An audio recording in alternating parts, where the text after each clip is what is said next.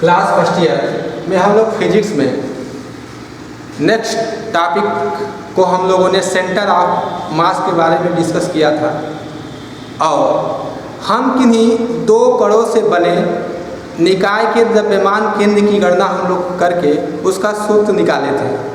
लेकिन आज हम लोग n कणों से बने किसी निकाय के द्रव्यमान केंद्र की गणना हम लोग करेंगे। Centre of mass of A system of n particles.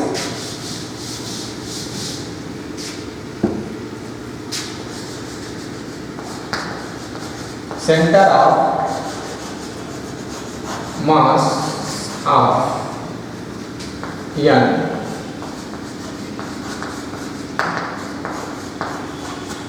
Centre of mass of n particles.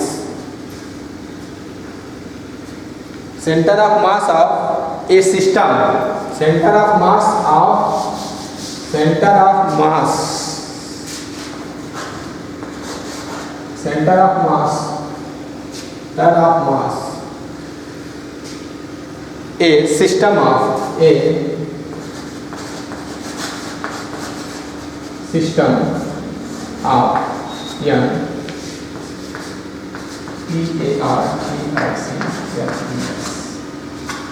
n particles. Center of mass of a system of n particles. n कणों से बने n कणों से बने किसी निकाय का द्रव्यमान केंद्र। n कणों से बने किसी निकाय का द्रव्यमान केंद्र की हम गणना करेंगे।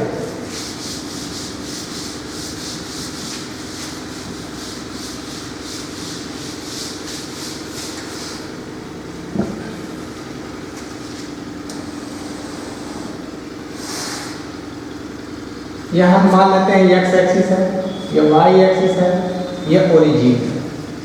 हम किसी निकाय को मेजर कर लेते हैं। मान लिया कि कोई निकाय n कणों से मिलकर बना है। सपोज कर लीजिए यहाँ पे कुछ ऐसा निकाय हम मेजर कर लेते हैं। यह कोई निकाय है, कोई सिस्टम है, कोई वस्तु है।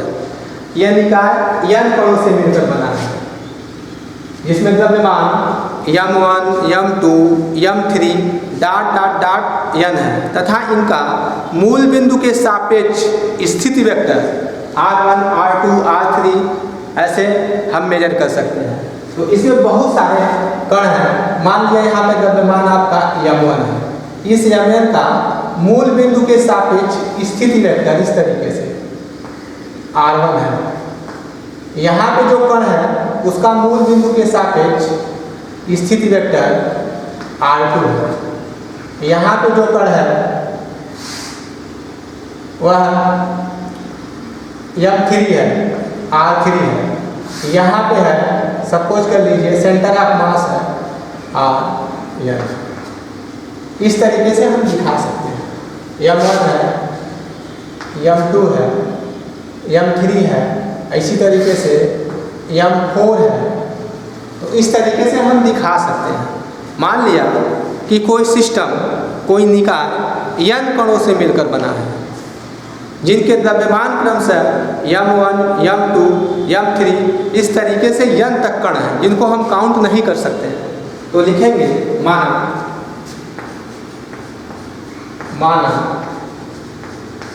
कोई निकाय n कणों से मिल कर बना है जिनके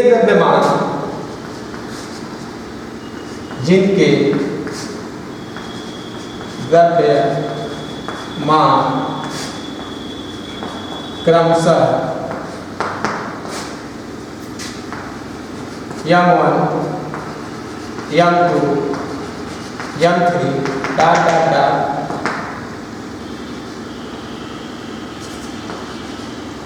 Mn हैं तथा इनके मूल बिंदु के सापेक्ष तथा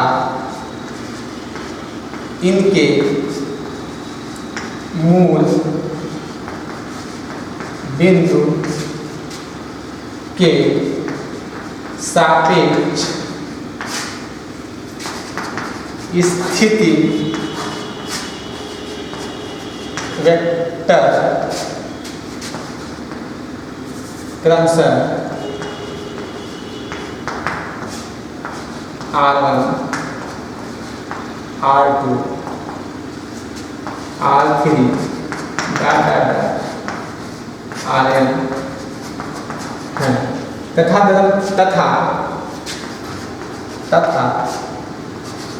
द्रव्यमान केंद्र C का मूल बिंदु के सापेक्ष स्थिति वेक्टर RCM है। इस तरीके से हम लोग लिख सकते हैं। मान लिया कि कोई निकाय, कोई सिस्टम n कणों से मिलकर बना हुआ है, जिनके द्रव्यमान क्रमशः M1 M2 M3 dot dot dot Mn तथा इनके मूल बिंदु के सापेक्ष स्थिति वेक्टर क्रमशः R1 R2 R3 Rn है तथा द्रव्यमान केंद्र C का मूल बिंदु के सापेक्ष स्थिति वेक्टर RCM है। तो इसके पहले हम लोगों ने जैसे दो कणों से बने किसी निकाय के द्रव्यमान केंद्र का हम लोगों ने पोजीशन वेक्टर लिखा था, उसी तरीके से हम लोग यहाँ पे n कणों से बने किसी निकाय का मूल बिंदु के सापेक्ष हम पोजीशन वेक्टर लिखेंगे, स्थिति वेक्टर लिखेंगे।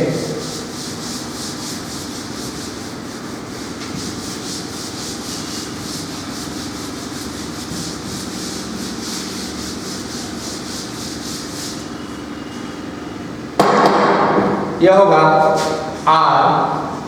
RCM बराबर, यह होगा M1 R1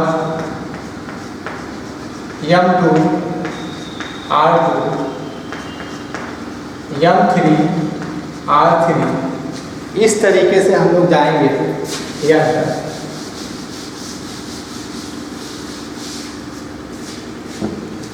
plus dot dot dot Mn upon यह हो गया M1 plus M2 plus M3। तो मूल बिंदु के सापेक्ष स्थिति वेक्टर हम लोग इस तरीके से लिख सकते हैं। RCM बराबर M1 R1 M2 R2 M3 R3 dot dot dot dot Mn Rn और सभी कणों का द्रव्यमान का सम M1 M2 M3 dot dot dot Mn। इस तरीके से हम लिख सकते हैं। तो इस तरीके से हम थोड़ा सा शॉर्ट फॉर्म में लिखना चाहते हैं ताकि हम इसको आसानी से और इसको हम पढ़ सकें। तो इसको हम क्या करेंगे, शॉर्ट फॉर्म में लिखेंगे ऐसे RCM बराबर, इसको हम सिग्मा ऐसे लिखते हैं, sigma I is equal to एक से यहाँ पे कर दें और इसको हम लिख दें MI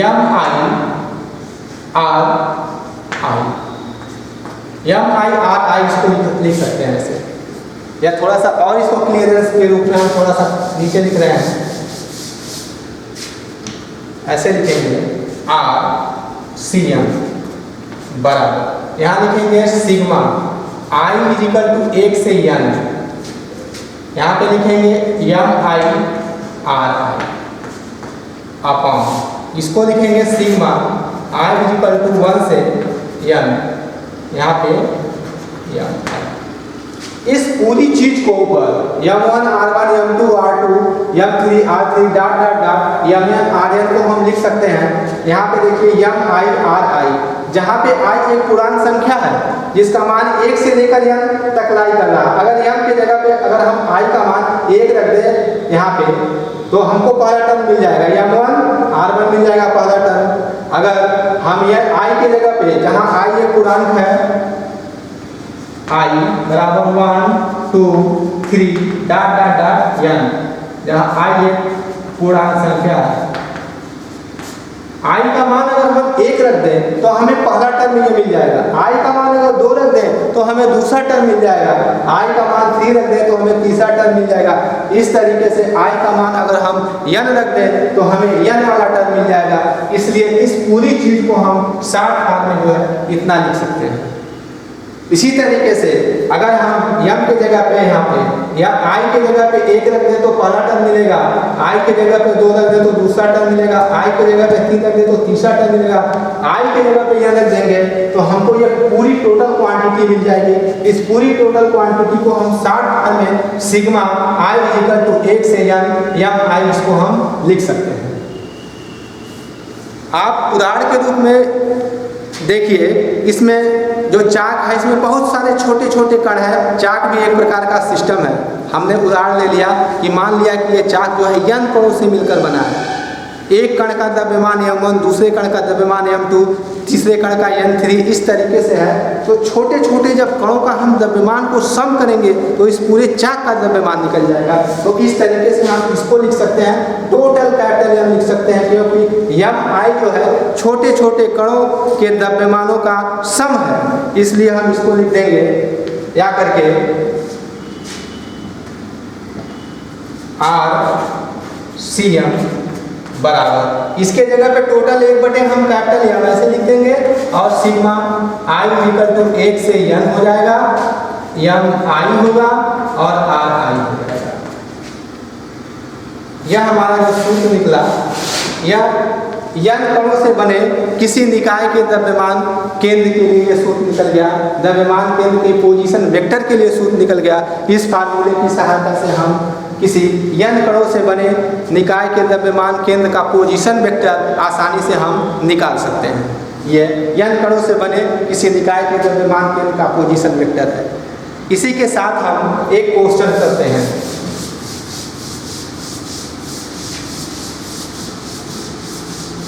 क्वेश्चन हम करते हैं कि 2 किलोग्राम तथा 1 किलोग्राम के दो बिंदु। क्वेश्चन हमारा है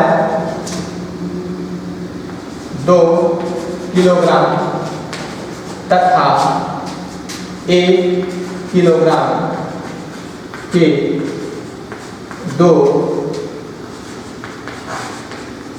बिंदु एक दूसरे से 3 मीटर की दूरी पर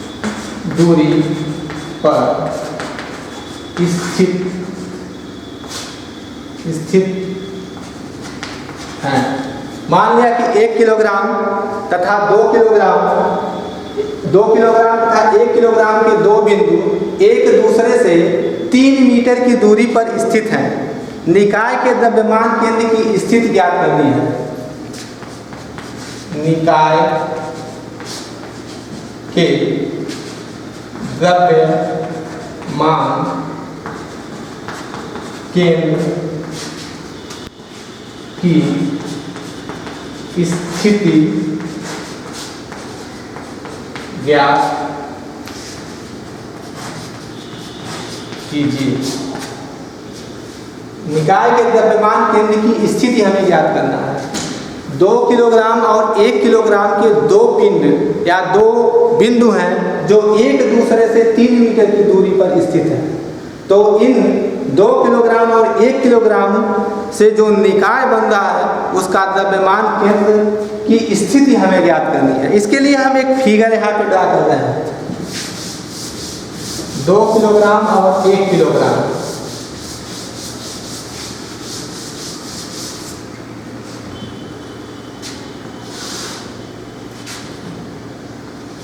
दो किलोग्राम 1 किलोग्राम और इसके बीच की दूरी है 3 मीटर। सपोज करिए दो बिंदु आपका, एक बिंदु ए है और एक बिंदु बी है, और यहाँ पे सपोज कर लीजिए कि इसका सेंटर ऑफ मास यहाँ पे लाई कर रहा है, ये सी है। इसके द्रव्यमान केंद्र की स्थिति एक्स सी एम हम मान रहे हैं और वाई सी एम ऐसे मान रहे हैं। मान लिया कि द्रव्यमान केंद्र की स्थिति कहीं पर भी ए और बी बिंदुओं के बीच में हम कोई एक बिंदु मेजर कर लेंगे, जिसको हम द्रव्यमान केंद्र की स्थिति कहेंगे। उसका कोऑर्डिनेट, उसका निर्देशांक X C M Y C M है। तो हम ए बिंदु का कोऑर्डिनेट लिखेंगे, ए बिंदु का हम कोऑर्डिनेट लिखेंगे और बी बिंदु का कोऑर्डिनेट लिखेंगे। तो ए बिंदु का कोऑर्डिनेट क्या होगा? ए बिंदु का कोऑर्डिनेट इसका 0 0 हो गया, और बी बिंदु का कोऑर्डिनेट होगा, देखिए यहाँ से लेकर यहाँ तक की दूरी, एक्स अक्ष पे चली गई दूरी, बी बिंदु का निर्देशांक होगा, एक्स अक्ष पे चली गई दूरी 3 मीटर है और वाई अक्ष पे चली गई दूरी 0 है। ए बिंदु का निर्देशांक और बी बिंदु का निर्देशांक हमें पता चल गया। द्रव्यमान इसका m1 मान लेना है, m1 2 किलोग्राम है और m2 आपका है 1 किलोग्राम। इस तरीके से लिख देंगे। अब यहाँ पे देखिए प्रश्न के अनुसार यह दिया हुआ है x1 बराबर 0, y1 बराबर 0, x2 बराबर 3, y2 बराबर 0, m1 बराबर 2 किलोग्राम और m2 बराबर 1 किलोग्राम। तो द्रव्यमान केंद्र की स्थिति एक्स सी एम और वाई सी एम क्या होगी, यह हमको निकालना है। इसको कैसे निकालेंगे? पहले हम एक्स सी एम की स्थिति निकालेंगे।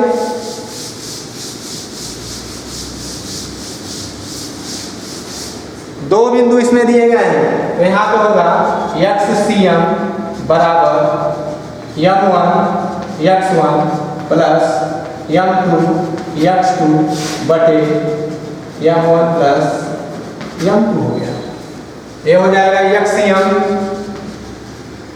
बराबर m1 की वैल्यू देखिए, m1 की वैल्यू 2 किलोग्राम है, x1 की वैल्यू 0 है, प्लस m2 की वैल्यू है 1 किलोग्राम, x2 की वैल्यू है 3 किलोग्राम बटे m1 प्लस m2, m1 का मान है 2 किलोग्राम और 1 हो गया।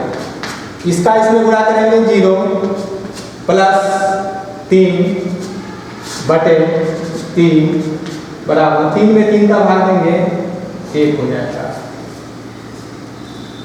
एक्स सी एम की वैल्यू कितनी आ गई? 1 आ गई। इसी तरीके से वाई सी एम की स्थिति निकालेंगे।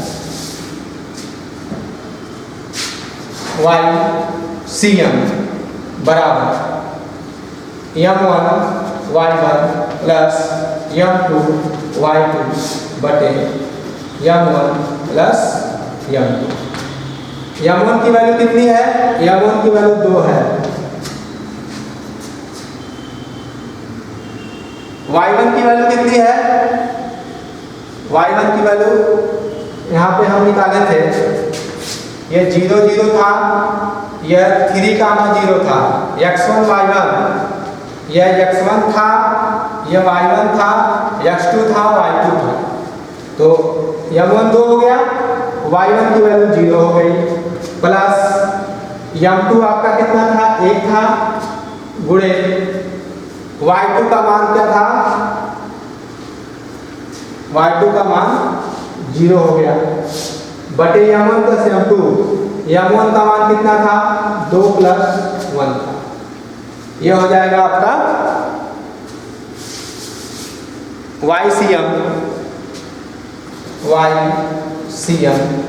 ये 0 प्लस 0 बटे 3 बराबर 0। तो द्रव्यमान केंद्र की स्थिति कितनी हो जाएगी? वह जो है 1 मीटर की दूरी पर होगा।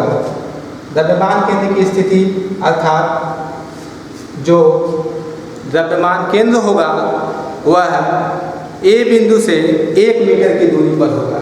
अतः द्रव्यमान केंद्र ए बिंदु से 1 मीटर की दूरी पर होगा। Thank you. इसके बाद हम कल या इसके नेक्स्ट टर्न पर हम आगे का टॉपिक हम डिस्कस करेंगे।